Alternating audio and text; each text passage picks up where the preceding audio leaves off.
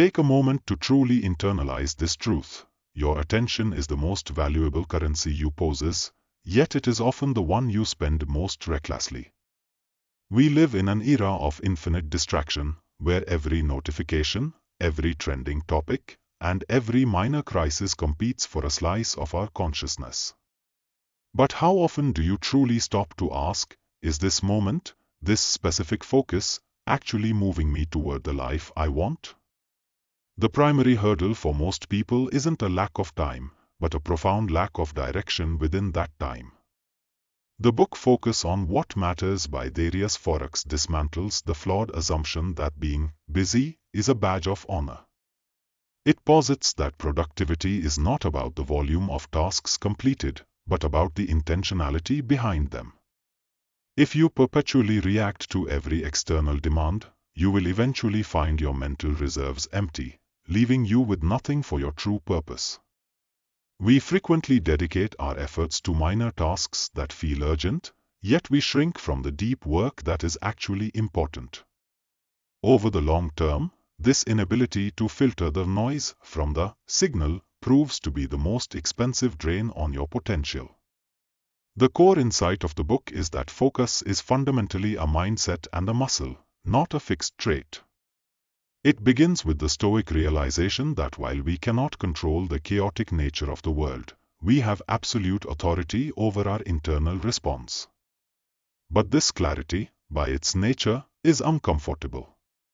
It demands saying no to opportunities and distractions that feel safe or entertaining, yet most people cling to these diversions even as they slowly dilute their life's impact. The author pointedly observes that most individuals practice poor resource management in the worst possible area, their mental energy. They allow their focus to be fragmented by multitasking and constant connectivity, rationalizing that they are staying informed. The truth is, every time you switch your attention, you pay a switching cost that degrades your cognitive ability. The focus mindset asks a different question. If I do not protect my attention now, how much of my future am I forfeiting to trivialities? The book makes it clear that clarity is the precursor to effective action, not the reward for it. Waiting for a calm period or for everything to be settled is a guarantee of a lifetime of being overwhelmed.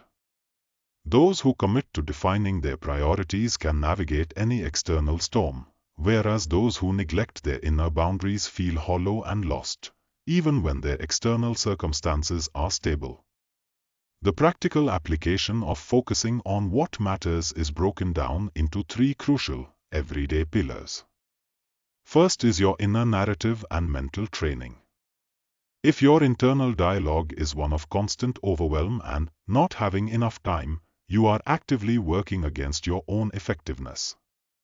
The highest form of mental focus is the practice of catching your distractions in real time and learning to sit with the discomfort of a difficult task without seeking a quick hit of dopamine from your phone. Second is the ruthless application of the 80-20 rule. In almost every endeavor, a small fraction of your efforts produces the vast majority of your results. Identifying these high-leverage activities is not just a strategy, it is a necessity for survival in a distracted world.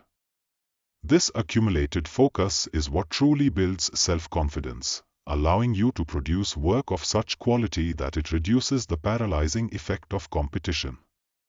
Third is your system and environment. Relying on willpower alone to stay focused is an extreme routine that eventually fails.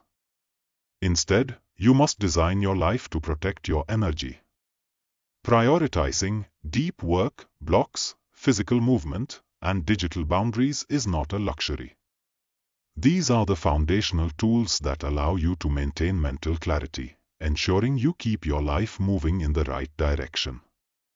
A significant theme in the book is addressing the powerful barriers of FOMO, fear of missing out, and social guilt. Many people feel profound anxiety when they aren't connected or available, believing they are missing out on life. The book directly confronts this, explaining that this anxiety is a learned response to a hyper-connected culture. True focus is not about missing out, it is about ensuring you have a full, present self to bring to the things that actually matter. The most valuable hidden benefit of focus is a reduction in the need for external validation. As you commit to deep, meaningful work and see the tangible progress it brings, you require less approval from the world. You stop chasing likes and praise because you are honest in your commitment to your own standards. This unwavering inner focus transforms your entire presence. Finally, the book emphasizes the long game. Focus is not a weekend project, it is a daily, lifelong practice. Some days your mind will feel sharp, and other days you will feel scattered. But the difference lies in the commitment to returning to your center. You transition from the person who is a victim of their distractions to the person who is the architect of their own attention.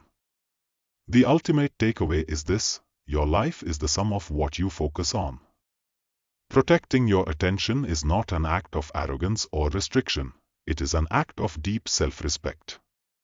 If you are wondering where to begin, the answer is simple: start by looking at what you can stop doing. The powerful moment is created when you begin to take your time and your focus seriously.